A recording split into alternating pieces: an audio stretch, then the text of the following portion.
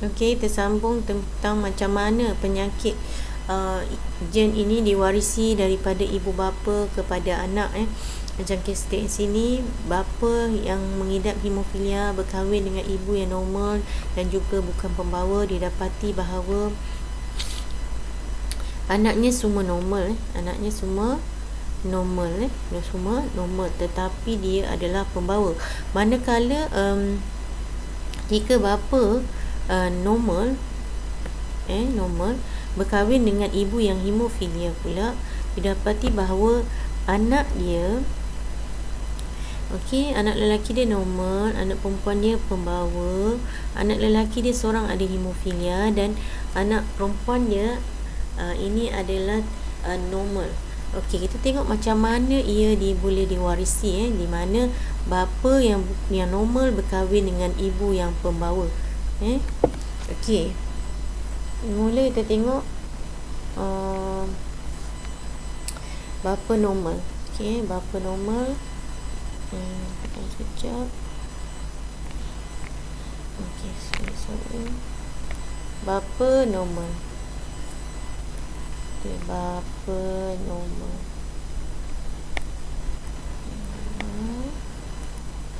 Ibu pembawa. Okay. Bapa, boy ke girl?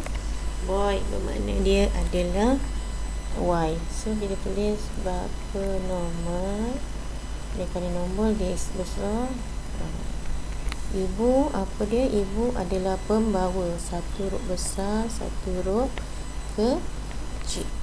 Okey. Kemudian dia mesti ada proses meiosis. Kat sini ada proses meiosis. Sama juga ini adalah proses meiosis. Okey. Sebelum tu kita tulis dulu nombor 1, 2, 3, 4. Okay, sama juga kat sini. Dia bila dah meiosis, cikgu ajar kita kena belah 2 kan. Kita belah 2. So jadilah kat sini besar Y. Okay, X besar, X kecil. Taruh nombor. Ni gamit sekarang sebab dia tinggal 1. So 1, 2, 3, 4. Kemudian dia mengalami proses persenyawaan.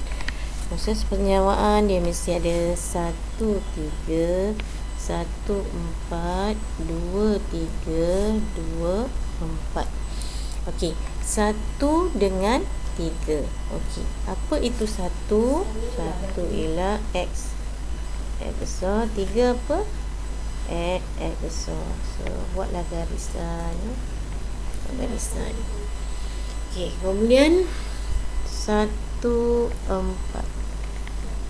Okey, 1, 4. Kita kemas pula. Cikgu ubah. Padam.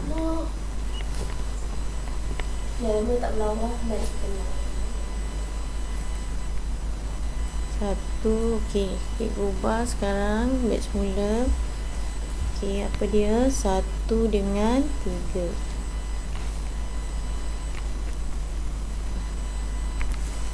1, 3.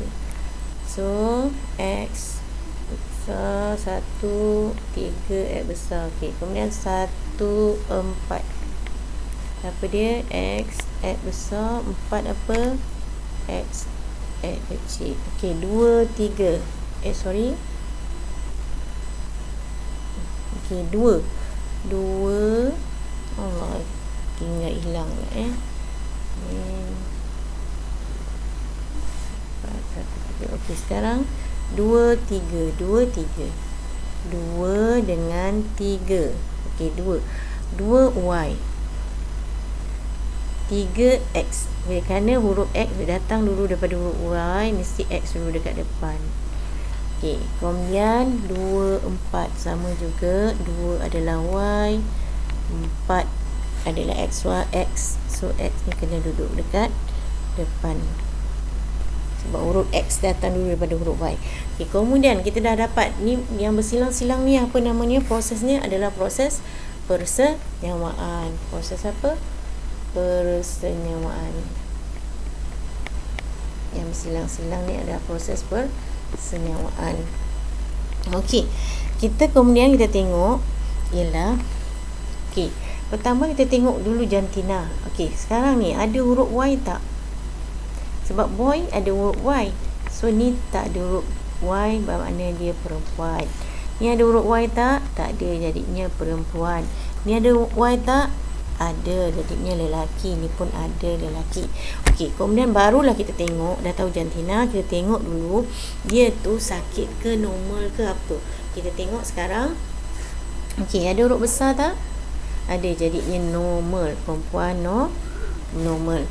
Okey, sekarang ada huruf kecil tak? Dia ada huruf besar, dia ada huruf kecil. Dia normal tetapi dia adalah pembawa. Kenapa dia dipanggil pembawa? Kerana dia membawa gen hemofilia. Okey, tengok ni. Lelaki ni normal ke? Tak. Okey, tengok. Huruf kecil ke huruf besar? Huruf besar. Maknanya normal. Sekarang tengok dia. Huruf kecil, huruf besar? Huruf kecil, maka dia lelaki hemofilia. Okey, kalau ditanya dia ni berapa peratus anak lelakinya yang hemofilia? Peratus anak lelaki yang hemofilia. Okey, berapa anak lelaki yang hemofilia? 1. Berapa jumlah anak lelaki? 2. So, peratus anak lelaki yang hemofilia adalah 50%. 50%. Okey, tu dia macam mana cara kita nak buat menunjukkan penghasilan anak tu. Okey, kemudian mengesan penyakit gangguan gen. Ada 2 kaedah yang digunakan, iaitu amniocentesis dan juga karyotype. Amniocentesis ni digunakan untuk mendapatkan kromosom, atau mendapatkan sel daripada bayi dalam kandungan. Manakala karyotype itu adalah untuk menentukan kromosom tersebut. Okey, kita tengok. Okey, untuk mengesan keabnormalan sel fetus pada minggu ke-15 sampai minggu ke-20. Kedudukan fetus dikena menggunakan teknik ultrabunyi. Jarum dimasukkan melalui bahagian abdomen menembusi dinding uterus. Kemudian benda amnion yang mengandungi sel fetus terampai diekstrak keluar. Okey, ini cecair amnion tu diambil. Okey, sel fetus yang terasing akan dihasilkan binari amnion dan sel fetus. Sel fetus yang terasing akan digunakan untuk mendapatkan karyotype. Okey, yang ini kemudian bila dia dah dapatkan sel tu, dia buat kaedah karyotype. Bahan kimia ditambah ke dalam sampel sel tisu badan untuk merangsang proses mitosis. Inkubasi selama 2 atau 3 hari. Bahan kimia ditambah untuk menghentikan mitosis pada peringkat metafasa. Metafasa yang kita belajar dulu ialah T tu kan. Metafasa, T untuk tersusun di satah khatulistiwa.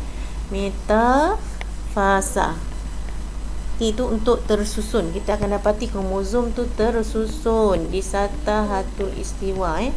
Saya kata ni sel So, tersusun di satah khatulistiwa. Maknanya jelas tak kenapa dipilih metafasa, sebab ketika ni kromosom tersusun di satah khatulistiwa dengan jelasnya. Kemudian dipindahkan dalam tiub dan diemparkan untuk mengikat sel. Sel dipindahkan dalam tiub baru yang berisi bahan penetap. Larutan dari tiub disedut dan diteskan keadaan slide mikroskop. Nak tengok ditambah pewarna supaya kromosom dengan lebih jelas. Slide diperhatikan dan diambil gambarnya. Ambil gambarnya. Kemudian gambar tu yang dah dapat dipotong-potong dan disusun ikut kromosom. Kalau kromosom tu, kalau kromosom 1 mesti saiznya sama dengan 1. Dia ada 2. Setiap kromosom tu sepatutnya dia ada 2 kan. Okey, sekiranya dapat sebarang penyakit gangguan gen, kita akan dapat tengok. Okey, ini adalah karyotype, ringkasan untuk kaedah karyotype. Yang penting kat sini dia ada peringkat metafasa tu diberhentikan pada metafasa. Okey, kemudian barulah dia tengok semua dalam mikroskop, dapatlah kromosom dia. Sekarang perubahan kita akan nampak, perubahan kecacatan akan kita nampak pada gambar ni. Okey,